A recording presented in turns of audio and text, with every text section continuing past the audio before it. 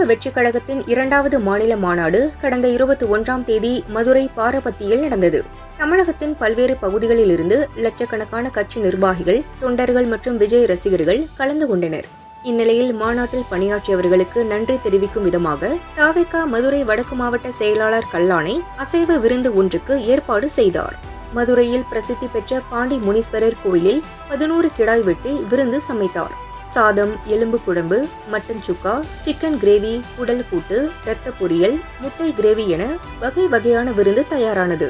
மாநாட்டில் பணியாற்றிய கட்சி பொறுப்பாளர்கள், தொண்டர்கள், தன்னார்வலர்கள், மருத்துவ உதவியாளர்கள் என சுமார் 2000 பேர் இந்த விருந்தில் பங்கேற்றனர்.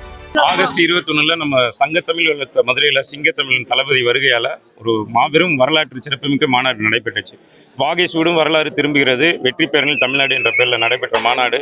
தளபதியே நன்றி சொல்லி ஒரு அறிக்கை விட்டாரு.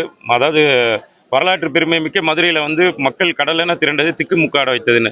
அந்த சந்தோஷம், அப்படி ஒரு தலைவன் சந்தோஷப்பட்ட இந்த மண்ணில் அந்த மாநாட்டில் நம்மளுக்கு பணி செய்த நமது கழக தோழர்கள் மற்றும் தன்னார்வர்கள் நல்லாவே ஒர்க் பண்ணாங்க. நம்மளோட தளபதியோட தொண்டர்கள் அனைவரும் நல்லா ஒர்க் பண்ணாங்க.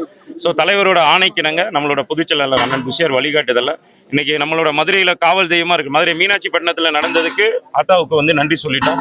அதே மாதிரி காவல் தெய்வமா இருக்கிற பாண்டி முனீஸ்வரர் கோயிலில் கிடா வெட்டி இன்னைக்கு ஒரு 11 கிடா வெட்டியிருக்கோம். 200 ரூபா கோழிக்கறியும் பிளஸ் முட்டையோட சேர்த்து ஒரு அசைவு விருந்து நம்மளோட கழக தொழில்கள் ஒரு 2000 பேருக்கு பிளான் பண்ணி இன்னைக்கு பண்ணியிருக்கோம். அதில் இன்னைக்கு டாக்டர்ஸ், செவிலியர்கள் எல்லாரும் இன்வைட் பண்ணியிருக்கோம். அதே போல சமூக ஆர்வலர்கள் நிறைய பேர், நண்பர்கள், அதாவது கழகத்தை தாண்டி சமுதாயத்தில் பற்று உள்ள நாளைய மாற்றத்தை விரும்புகிற நிறைய நண்பர்களும் எங்களுக்கு உதவி பண்ணாங்க. இந்த மாநாட்டில் தன்னார்வலாம் நிறைய கலந்துக்கிட்டாங்க. அவங்களே இன்னைக்கு இன்வைட் பண்ணியிருக்கோம்.